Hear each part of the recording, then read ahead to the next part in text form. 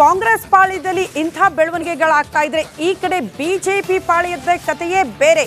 ಇಲ್ಲಿ ಹೊಸಬರಿಗೆ ಅವಕಾಶ ಮಾಡಿಕೊಡೋಕೆ ಹೋಗಿ ಹಿರಿಯರ ಕಡೆಗಣನೆ ಆಗಿದೆ ಅನ್ನೋ ಕಾರಣಕ್ಕೆ ಕೆಲವರು ಬಂಡೆದ್ದಿದ್ದಾರೆ. ಅದರಲ್ಲಿ KS ಈಶ್ವರಪ್ಪನವರು ಅಸಮಾಧಾನಿತರ ಬೇಗುದಿ ತಣಿಸೋದಕ್ಕೆ ಈಗ RSS ಎಂಟ್ರಿ ಆಗ್ತಾ ಇದೆ ಅನ್ನೋದರ ಡೀಟೇಲ್ ಸಿಗ್ತಾ ಇದೆ. ಬಂಡಾಯ ನಾಯಕರ ಮನವೊಲಿಸೋದಕ್ಕೆ RSS ಮುಂದಾಗಿದೆ. ಸಂಘ ಪರಿವಾರದ ಮೂಲಕ ಮನವೊಲಿಕೆಗೆ ಹೈಕಮಾಂಡ್ ತೀರ್ಮಾನ ಮಾಡಿದೆ. ಬಂಡಾಯ ಶಮನದ ಜವಾಬ್ದಾರಿಯನ್ನ ಯಡಿಯೂರಪ್ಪನವರು ವಹಿಸಿಕೊಂಡಿಲ್ಲ ಈ ಬಾರಿ. ಕಾರಣ ಎಲ್ಲ ಅಸಮಾಧಾನಿತರು ಕೂಡ ನೇರವಾಗಿ ಆರೋಪ ಮಾಡ್ತಾ ಇರೋದು ಯಡಿಯೂರಪ್ಪನವರ ಮೇಲೆ. ಅವರ ಫ್ಯಾಮಿಲಿ ಮೇಲೆಯೇ ದೊಡ್ಡ ಆರೋಪಗಳು ಬಂಡಾಯ ಎದ್ದಿರುವ ನಾಯಕರಿಂದ. ಹಾಗಾಗಿ ಅವರು ಈ ಬಾರಿ ಆ ಜವಾಬ್ದಾರಿಯನ್ನ ವಹಿಸಿಕೊಂಡಿಲ್ಲ. ಬದಲಾಗಿ ಬಿಜೆಪಿ ಹೈಕಮಾಂಡ್ ಈ ಜವಾಬ್ದಾರಿಯನ್ನ RSSಗೆ ನೀಡಿದೆ ಅನ್ನೋದರ ಡೀಟೇಲ್ ಸಿಗ್ತಾ ಇದೆ. ಹೀಗಾಗಿ RSS ನಾಯಕರೇ ಬಂದು ಮನವೊಲಿಕೆಗೆ ಯತ್ನ ಮಾಡಲಿದ್ದಾರೆ ಅನ್ನೋದರ ಡೀಟೇಲ್ ಸಿಗ್ತಾ ಇದೆ. ಬಂಡಾಯ ಶಮನ ಮಾಡುವಂತೆ BSYಗೆ ಸೂಚನೆ ಕೊಟ್ಟಿತ್ತಂತೆ ಈ ಹಿಂದೆ ಬಿಜೆಪಿ ಹೈಕಮಾಂಡ್. ಬಟ್ ಅದು ಸಾಧ್ಯ ಇಲ್ಲ ಅಂತ BS ಯಡಿಯೂರಪ್ಪನವರು ಹೇಳಿದ್ದಾರೆ. ಈ ಬಾರಿ ಆ ಜವಾಬ್ದಾರಿ ನನಗೆ ಬೇಡ ಅಂತ ಹೇಳಿದ್ದಾರೆ. ಆ ಕಾರಣಕ್ಕೆ ಬಿಜೆಪಿ ಹೈಕಮಾಂಡ್ RSS ಮೊರೆ ಹೋಗಿದೆ ಅನ್ನೋದರ ಡೀಟೇಲ್ ಸಿಗ್ತಾ ಇದೆ.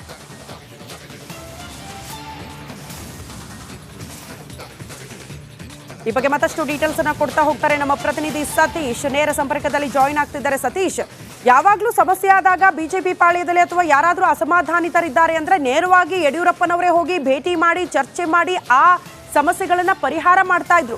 ಬಟ್ ಈ ಬಾರಿ ಪರಿಸ್ಥಿತಿ ಹಾಗಿಲ್ಲ. KS ಈಶ್ವರಪ್ಪನವರ ಆದಿಯಾಗಿ ಯಾರೆಲ್ಲ ಬಂಡಾಯ ಎದ್ದಿದ್ದಾರೋ ಆ ನಾಯಕರ ನೇರ ಬೊಟ್ಟು ಯಡಿಯೂರಪ್ಪನವರ ಕಡೆಗೆ, ಅವರ ವಿರುದ್ಧವೇ ವಾಗ್ದಾಳಿ. ಹಾಗಾಗಿ ಈ ಬಾರಿ ಆ ಜವಾಬ್ದಾರಿಯನ್ನು ವಹಿಸಿಕೊಂಡಿಲ್ವಾ ಯಡಿಯೂರಪ್ಪನವರು? ಶ್ರುತಿ, ಈ ಬಾರಿ ಯಡಿಯೂರಪ್ಪನವರು ಸ್ವಲ್ಪ ಹಿಂದೇಟು ಆಗ್ತಾ ಇದ್ದಾರೆ. ಯಾಕಂದ್ರೆ ಪ್ರಮುಖರೆಲ್ಲ ಅಸಮಾಧಾನಗೊಂಡಿರುವ ಪ್ರಮುಖರೆಲ್ಲ ನೇರವಾಗಿ ಯಡಿಯೂರಪ್ಪನವರ ವಿರುದ್ಧನೇ ಅಸಮಾಧಾನ ವ್ಯಕ್ತಪಡಿಸ್ತಾ ಇದ್ದಾರೆ. ಹೀಗಾಗಿನೇ ಅವ್ರನ್ನ ಮನವೊಲಿಸೋದು ಅಷ್ಟು ಸುಲಭ ಅಲ್ಲ. ಈ ವಿಚಾರವನ್ನು ಯಡಿಯೂರಪ್ಪನವರು ಹೈಕಮಾಂಡ್ ಗಮನಕ್ಕೆ ತಂದಿದ್ದಾರೆ.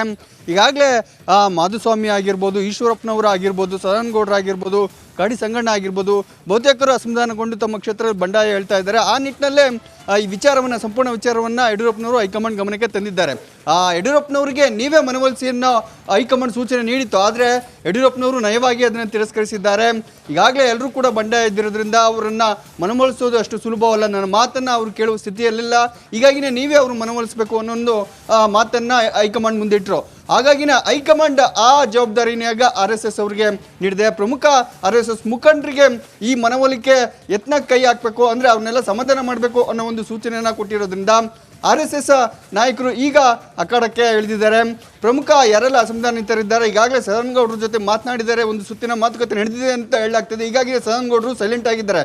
ಇನ್ನುಳಿದಂತೆ ಈಶ್ವರಪ್ಪನವರು, ಹಾಗೆಯೇ ಮಾಧುಸ್ವಾಮಿ ಆಗಿರ್ಬೋದು, ಕರಡಿ ಸಂಗಣ್ಣ ಆಗಿರ್ಬೋದು, ಬೇರೆ ಬೇರೆ ನಾಯಕರನ್ನ ಮಾತನಾಡಿಸುವ ಪ್ರಯತ್ನವನ್ನು RSS ನಾಯಕರು ಮಾಡ್ತಾರೆ. ಆ ಮುಖಾಂತರ BJP ಅಭ್ಯರ್ಥಿಗಳಿಗೆ ಎಲ್ಲೆಲ್ಲಿ ಬಂಡಾಯ ಎದ್ದಿದೆಯೋ ಅಲ್ಲೆಲ್ಲ ಶಮನ ಮಾಡಿ 28 ಕ್ಷೇತ್ರವನ್ನು ಗೆಲ್ಲಬೇಕು ಅನ್ನೋದು ಏನು ಟಾರ್ಗೆಟ್ ಇದೆ ಹೈಕಮಾಂಡ್, ಆ ಟಾರ್ಗೆಟ್ ರೀಚ್ ಆಗಲಿಕ್ಕೆ ಎಲ್ಲ ಬಂಡಾಯ ಶಮನ ಮಾಡುವ ಒಂದು ಪ್ರಯತ್ನವನ್ನು RSS ಮುಖಂಡರು ಮಾಡ್ತಾ ಇದ್ದಾರೆ. ಕಾದು ನೋಡಬೇಕು ಅವರ ಮನವೊಲಿಕೆಗೆ ಭಕ್ತಾರ ಈಶ್ವರಪ್ಪನ ಆಗಿರ್ಬೋದು, ಮಾಧುಸ್ವಾಮಿ ಆಗಿರ್ಬೋದು, ಬೇರೆ ಬೇರೆ ನಾಯಕರು ಒಪ್ತಾರ ಅನ್ನೋದನ್ನ ಕಾದು ನೋಡ್ಬೇಕಾಗುತ್ತೆ. ಶ್ರುತಿ. ಓಕೆ ಸತೀಶ್, ಧನ್ಯವಾದಗಳು ತಮ್ಮೆಲ್ಲ ಮಾಹಿತಿಗೆ.